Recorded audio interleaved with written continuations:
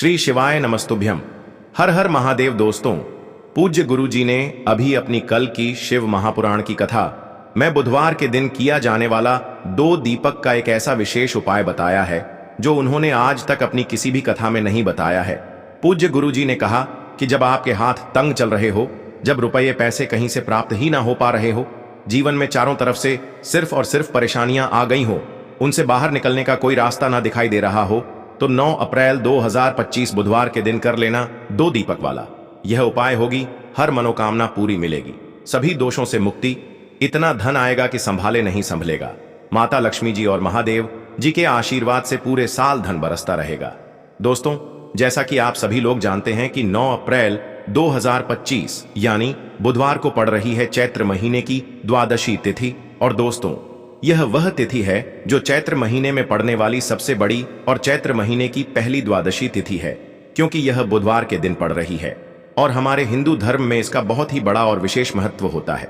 पूज्य गुरु जी ने कहा है कि अगर कभी भी मौका लग जाए और चैत्र महीने की द्वादशी तिथि बुधवार को पड़ जाए तो आप लोगों को सिर्फ और सिर्फ 2 दीपक वाला उपाय तो अवश्य ही करना चाहिए, क्योंकि इन दोनों तिथियों का संयोग बहुत ही कम आता है। इसी के साथ दोस्तों, गुरुजी ने कहा है कि जब भी चैत्र महीने की द्वादशी तिथि पड़े तो आप लोगों को सिर्फ और सिर्फ 2 दीपक वाला उपाय तो अवश्य करना चाहिए। यह उपाय इतना खास है कि अगर आपने सही मुहूर्त पर सही क्रिया अनुसार 2 दीपक उपाय कर लिया, जो प्राचीन काल के समय का महा उपाय है, तो मान के चलिए दोस्तों, महादेव जी के आशीर्वाद से आपके जीवन का कितना ही बड़ा दुख हो, उससे आपको मुक्ति मिल जाएगी। आपकी कोई भी मनोकामना हो, मान लीजिए आप नौकरी की तैयारी कर रहे थे तो आपकी नौकरी लग जाएगी, आपका बंद पड़ा व्यापार चल पड़ेगा। और दोस्तों, आप जिस बीमारी से आप बहुत दिनों से परेशान थे, उस बीमारी से आपको मुक्ति मिल जाएगी। आपके जीवन में धन आना शुरू हो जाएगा, आपके जीवन में धन आने के नए नए रास्ते खुल जाएंगे। और मान के चलिए दोस्तों, फिर आपको किसी भी प्रकार की परेशानी का सामना नहीं करना पड़ेगा। इसीलिए दोस्तों, 9 अप्रैल बुधवार के दिन आप लोगों को इस वाले उपाय को जरूर कर लेना है। भले ही आपने पूरे साल भर इस उपाय को ना किया हो, पर अगर आपने इस चैत्र महीने में पड़ने वाली द्वादशी के दिन अगर इस वाले उपाय को कर लिया तो आपको इस उपाय को करने का वह फल मिलेगा जिसकी आपने कभी कल्पना भी नहीं करी होगी। इसीलिए आप लोग इस दीपक वाले उपाय को एक बार जरूर कर लेना, ताकि आप लोगों के हाथ से यह मौका न जा सके और आपको इस उपाय को करने का फल मिल सके। दोस्तों, यह उपाय पंडित जी ने अपनी अभी की ही शिव महापुराण की कथा में बताया है, जो इस उपाय को आज हम आपको बहुत अच्छे से समझाने वाले हैं। इस वीडियो को देखने के बाद इस उपाय को समझने के लिए आपको कोई और वीडियो को देखने की जरूरत नहीं पड़ेगी। तो दोस्तों, इस उपाय को आपको कैसे करना है, कब करना है, कहां पर करना है, और उपाय को करते समय आपको किन किन गलतियों को नहीं करना है और आपको किन किन बातों का ध्यान रखना है, ये सारी जानकारी हम आपको इस वीडियो में देंगे। तो चलिए भक्तों, उपायों को शुरू करते हैं। अगर आप भी चाहते हैं कि महादेव जी का आशीर्वाद आप पर सदैव बना रहे, तो वीडियो को लाइक करें, चैनल को सब्सक्राइब करें और कमेंट बॉक्स में हर हर महादेव जरूर लिखें। और अपने फायदे के लिए, गरीबी दूर करने के लिए इस वीडियो को पूरा देख कर जाना। यदि आज आपने वीडियो को बीच बीच में से देखा, काट काट कर देखा, तो जीवन में आपको कभी सफलता हासिल भी नहीं होगी। देखिए दोस्तों, यह 9 अप्रैल बुधवार द्वादशी का दिन यह इतना खास होता है, इतना महत्वपूर्ण होता है। देखा गया है कभी कभी बड़े बड़े पूजा पाठ अनुष्ठान से जो मनोकामना पूर्ण नहीं होते, वह 9 अप्रैल बुधवार के दिन एक छोटे से उपाय करने से ही आपकी मनोकामना पूर्ण हो जाती है। अब हम समझते हैं इस वाले उपाय को हमें करना किस समय है। इस 2 दीपक वाले उपाय को हमें चैत्र महीने के बुधवार के दिन करना किस समय है। तो देखिए, इस उपाय को करने का जो समय है वह सुबह का समय है और शाम का समय भी है। अब देखिए, यहाँ पर हम मुख्य रूप से सुबह का समय नहीं बोलेंगे, क्योंकि 9 अप्रैल बुधवार द्वादशी का दिन है और इस दिन प्रदोष काल के समय का बहुत महत्व होता है। बाकी अगर सुबह के समय भी करेंगे तो भी अच्छा होगा, उसमें कोई भी दिक्कत वाली बात नहीं है। तो चलिए जानते हैं इस विशेष उपाय के बारे में। लेकिन उससे पहले एक प्रार्थना, अगर आप इस चैनल पर नए हैं तो आप इस वीडियो को लाइक करें, चैनल को सब्सक्राइब करें और कमेंट बॉक्स में आप अपनी राशि या अपना नाम जरूर डाल दें, क्योंकि हम राशि से जुड़ा भाग्य भी बताते हैं और भाग्य में चल रही परेशानियों को दूर करने के लिए वह आसान से आसान उपाय भी बताते हैं। तो चलिए अब हम अपने सबसे पहले उपाय की बात कर लेते हैं। देखिए, चैत्र मास के दिनों में विशेषकर भगवान शिव और माता पार्वती और विष्णु भगवान का पूजन किया जाता है। अब साथ ही साथ बुधवार द्वादशी का दिन भी पड़ गया है, तो ऐसा समझ लीजिए आपके जीवन में धन भी आएगा, सुख भी आएगा, धन बढ़ेगा भी, और साथ ही साथ आपके जीवन के सारे संकटों को भगवान शिव जी दूर कर देंगे। तो चलिए सबसे पहले बात कर लेते हैं सबसे पहले उपाय की, जो कि बुधवार वाले दिन आपको विशेष कर करना है। और इस उपाय को करने से आपकी कोई भी ऐसी इच्छा, कोई भी विश जो अभी तक अधूरी है, पूरी नहीं हो रही है, तो आपकी बड़ी से बड़ी विश और मनोकामना भी पूरी हो जाती है। जब आप बुधवार वाले दिन इस पहले उपाय को कर लेते हैं तो देखिए, आप सभी जानते हैं कि श्री हरि विष्णु जो है उन्हें तुलसी दल सबसे प्रिय है। बिना तुलसी माता के श्री हरि विष्णु अधूरे हैं और बिना तुलसी पत्तों के श्री हरि विष्णु का भोग अधूरा है। अब श्री हरि विष्णु को प्रसन्न करके आप अपनी किसी भी मनोकामना को पूरा कर सकते हैं, क्योंकि श्री हरि विष्णु प्रसन्न हो गए तो आपकी कोई भी विश और इच्छा मनोकामना अधूरी नहीं रहेंगी। देखिए, हम सभी के घरों में माता तुलसी का पौधा अवश्य ही होता है। तो देखिए, हमें तुलसी जी के पौधे से सबसे पहले तो 3 पत्ते तोड़ने हैं। देखो, एकादशी वाले दिन आपको तुलसी के पत्ते नहीं तोड़ने हैं। तो देखिए, तुलसी जी के आपको 3 पत्ते तोड़ लेने हैं और इन तुलसी जी के पत्तों को तोड़ने के बाद आपको 1 चुटकी हल्दी भी अपने साथ में लेनी है। हल्दी के अंदर आपको जल मिलाकर के पेस्ट के रूप में तैयार करना है और इसी के साथ में आपको एक दीपक भी लेना होगा। दीपक आप मिट्टी का भी ले सकते हैं, आटे का भी ले सकते हैं और इस दीपक में आपको शुद्ध घी डाल करके इसमें आपको लंबी रुई की बाती का प्रयोग करना है। देखिए दोस्तों, आपके पास है 3 तुलसी जी के पत्ते हैं। तो पहला जो तुलसी जी का पत्ता है उस पर आपको सबसे पहले तो जो आपने हल्दी ली है उसकी एक बिंदी लगानी है। और पहला जो तुलसी जी का पत्ता है, आपके घर में भगवान विष्णु का चाहे कोई सा भी स्वरूप हो, चाहे लड्डू गोपाल जी का स्वरूप हो या फिर भगवान कृष्ण की आपके मंदिर में प्रतिमा हो या फिर भगवान श्री राम की प्रतिमाएं, उनके सामने आपको पहला तुलसी जी का पत्ता अर्पित करना है। अब देखिए दोस्तों, आपके पास जो 2 तुलसी जी के पत्ते हैं और आपके पास जो एक दीपक है, इन्हें आपको लेकर के पहुंचना है अपने ही घर में तुलसी जी के पौधे के पास में। देखिए, सबसे पहले तो आपके पास जो 2 तुलसी जी के पत्ते हैं उन पर भी आपको हल्दी की एक बिंदी लगानी है और उन दोनों ही तुलसी जी के पत्तों को आपको अपने घर में तुलसी जी के पौधे के वहां पर ही अर्पित कर देने हैं। और इस प्रकार से यह दोनों पत्ते भी तुलसी जी के पौधे के पास में अर्पित करने के बाद अंत में जो आपके पास एक लंबी बाती का दीपक है, इसे आपको तुलसी जी के पौधे के पास में ही प्रज्वलित कर देना है। जो भी व्यक्ति अपने ही घर पर इस प्रकार से तुलसी जी के 3 पत्तों का यह उपाय कर लेता है तो उसका परिवार हमेशा खुश रहता है। उसके परिवार में कभी भी कोई भी संकट उत्पन्न नहीं होता है और यदि आपके घर में जो भी गृह क्लेश है वह भी समाप्त होते हैं। तो इस प्रकार से यह सुंदर सा उपाय करना है। अब बात करते हैं अगले उपाय की। देखो, यदि आपके जीवन में आर्थिक संकट बहुत अधिक हो रहे हैं, धन की समस्या लगातार जीवन में बनी हुई है, एक रुपयों को प्राप्त करने के लिए आपको बहुत अधिक मेहनत कर रहे हैं, तो आज रात्रि में सोने से पहले आपको हो यह एक चमत्कारी दीपक का उपाय अवश्य करना है। या फिर यदि आपका जो व्यापार है, बिजनेस है, दुकान है, वह अच्छे से नहीं चल पा रही है, तो आज रात्रि में इस विशेष दीपक का उपाय आपको अवश्य करना चाहिए। देखो दोस्तों, दीपक हमारे घर में सभी नकारात्मक शक्ति को बाहर करता है। यह उपाय आपको साल में केवल 1 बार करने का ही मौका मिलता है। देखिए, इस उपाय के लिए आपको तुलसी जी की जो सूखी लकड़ी होती है उसे ले लेना है। देखिए दोस्तों, यदि आपके पास पुरानी तुलसी जी की लकड़ी है तो उसे आप ले सकते हैं और यदि आपके घर में तुलसी जी जो लकड़ी है वह सूखी हुई है तो उसकी लकड़ी आप तोड़ करके इस्तेमाल कर सकते हैं। लेकिन आपको ध्यान रखना है कि सूर्यास्त से पहले ही आपको यह जो तुलसी जी की लकड़ी है इससे अवश्य ही तोड़ लेना है। तो इस उपाय के लिए आपको सबसे पहले तो एक मिट्टी का दीपक लेना होगा।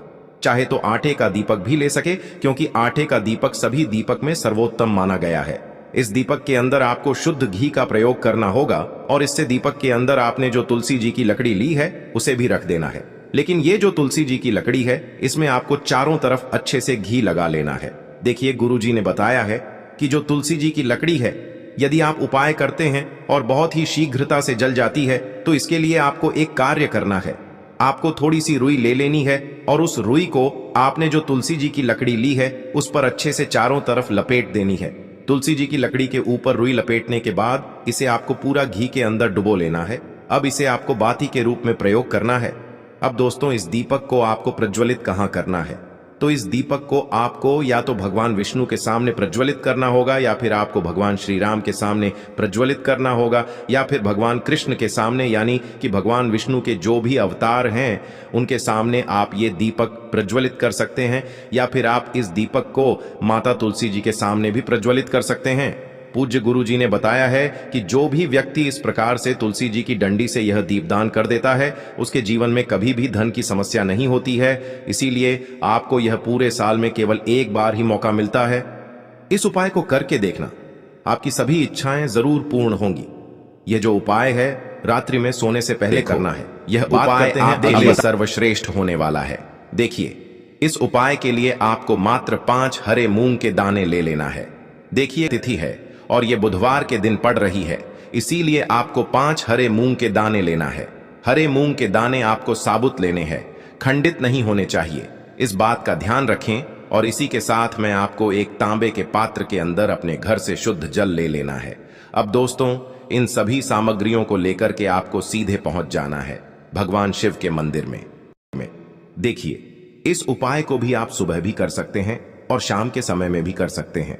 देखिए, भगवान शिव के मंदिर में पहुंचने के बाद आपके पास जो 5 हरे मूंग हैं, उनमें से पहला जो हरा मूंग है, आपको शिवलिंग के सामने जो नंदी महाराज होते हैं और उनका जो पैर उठा हुआ होता है, वहां पर आपको पहला हरा मूंग समर्पित कर देना है और आपको ओम नमः शिवाय इस मंत्र का जाप कर लेना है। फिर आपको दूसरा हरा मूंग लेना है और शिवलिंग पर जो श्री गणेश जी वाला स्थान होता है, वहां पर आपको यह दूसरा हरा मूंग समर्पित कर देना है। यानी कि शिवलिंग के सीधे तरफ आपको यह दूसरा हरा मूंग समर्पित करना है और फिर आपको ओम नमः शिवाय या फिर श्री गणेशाय नम इस मंत्र का जाप कर लेना है। तीसरा हरा मूंग का दान आपको भगवान शिव की सबसे प्रिय पुत्री माता अशोक सुंदरी वाले स्थान पर समर्पित करना होगा। शिवलिंग की जो जलाधारी होती है, जहां से जल बह करके आता है, उसी जलाधारी के बीच में जो कहीं कहीं उठी हुई लाइन होती है सांप की आकृति के रूप में, वहीं पर आपको तीसरा हरा मूंग समर्पित करना है और फिर आपको ओम नमः शिवाय इस मंत्र का जाप कर लेना है। अब दोस्तों, चौथा जो हरा मूंग है, उसे आपको भगवान कार्तिकेय जी का जो स्थान होता है शिवलिंग पर, वहां पर आपको ये चौथा हरा मूंग का दाना समर्पित कर देना है और आपको ओम नमः शिवाय इस मंत्र का जाप कर लेना है। अब दोस्तों, आपके पास जो 5वां और अंतिम हरा मूंग बचा हुआ है, उससे जल के पात्र के अंदर डाल देना है और इस हरे मूंग से युक्त जल से आपको भगवान शिव के शिवलिंग का अभिषेक कर देना है। जल आपको बिल्कुल धीरे धीरे समर्पित करते जाना है और लगातार आपको शिव महापुराण के मूल मंत्र श्री शिवाय नमस्तुभ्यम इस मंत्र का जाप करते रहना है। फिर आपको शिवलिंग के सामने बैठकर, यदि आप अपने बच्चों के लिए ये उपाय कर रहे हैं, यदि आप अपने बच्चों की बुद्धि, ज्ञान और विवेक के लिए उपाय कर रहे हैं, तो उसके लिए आपको प्रार्थना कर लेनी है। या फिर व्यापार में वृद्धि करने के लिए ये उपाय कर रहे हैं, तो उसकी कामना करते हुए आपको प्रार्थना कर लेनी है। या फिर अपनी नौकरी के लिए कर रहे हैं, या फिर अपने इंटरव्यू के लिए, या फिर धन की प्राप्ति के लिए कर रहे हैं, जिस भी कामना के लिए आप उपाय कर रहे हैं, उसे परिपूर्ण करने के लिए आपको महादेव से प्रार्थना कर लेनी है और फिर आपको वापस अपने घर आ जाना है। पूज्य गुरु जी ने कहा है कि जो भी व्यक्ति इस उपाय को कर लेता है, तो यकीन मानिए आपके जीवन की जो सारे संकट, कष्ट और बाधाएं ही वो सभी समाप्त होंगे। आप दोस्तों, हम जान लेते हैं चौथे चमत्कारी उपाय के बारे में, लेकिन ये उपाय विशेषकर उन लोगों को करना है जिनका व्यापार बिल्कुल भी ढंग से नहीं चल पा रहा है, या फिर जिनके घर में धन की परेशानी बहुत अधिक है, साथ ही साथ जिनका जो बुध ग्रह है वह कमजोर अवस्था में है, तो उन्हें यह उपाय करना चाहिए। बुध ग्रह को मजबूत करने के लिए आपको विशेषकर ये उपाय करना है। देखिए, इस उपाय के लिए आपको मात्र एक प्यारे सी बेलपत्र लेनी होगी। बेलपत्र जो है वह कहीं से भी खंडित नहीं होनी चाहिए। बेलपत्र यदि आपको प्राप्त नहीं हो पाती है, तो आप भगवान शिव के शिवलिंग पर चढ़ी हुई बेलपत्र को पुण्य शुद्ध जल से धोकर के उपयोग कर सकते हैं। इसी के साथ में आपको मात्र एक हरा मूंग लेना है। हरा मूंग भी आपको साबुत लेना है, खंडित नहीं होना चाहिए। और इसी के साथ में आपको एक तांबे के पात्र के अंदर शुद्ध जल लेना होगा। अब देखिए, यह तीनों सामग्री लेकर के आपको सीधे पहुंचना होगा भगवान शिव के मंदिर में। यह उपाय आप सुबह से लेकर के शाम तक किसी भी समय कर सकते हैं।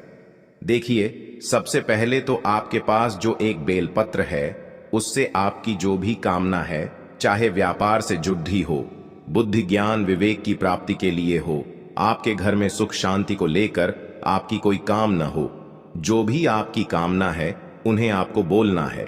और यह जो एक बेल पत्र है, सबसे पहले तो आपको माता अशोक सुंदरी वाले स्थान पर समर्पित कर देनी है।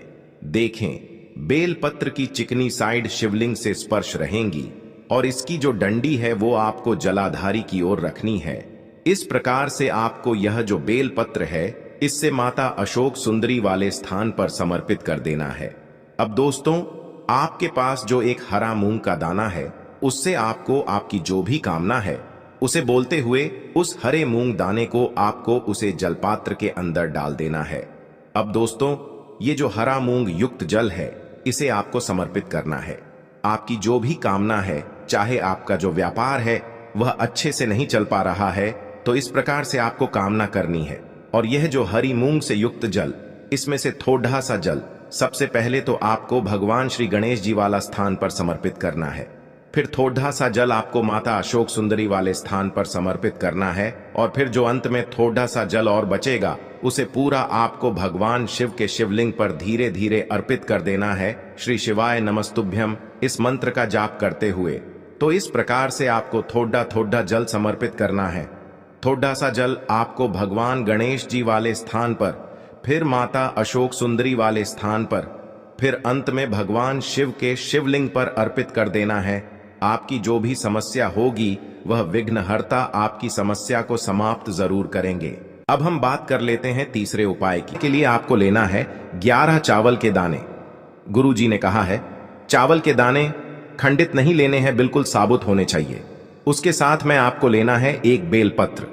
बेलपत्र का भी एक नियम है, अगर आपके पास बेलपत्र नहीं है तो आप शिवलिंग से उठाकर उसको पुनः शुद्ध जल से धोकर इस्तेमाल कर सकते हैं। इस प्रकार आपको बेलपत्र लेना है। इसके बाद आपको एक लोटा जल लेना है। अब ये सब सामग्री लेकर आपको जाना है महादेव के मंदिर में। देखो, अब आपको उत्तर साइड में खड़े हो जाना है और सबसे पहले आपको एक बेलपत्र अपने हाथ पर और 11 चावल दाने रखकर शिवलिंग के ऊपर अपना नाम और गोत्र बोलते हुए समर्पित कर देना है। और ओम नमः शिवाय श्री शिवाय नमस्तुभ्यं का लगातार जाप करना है।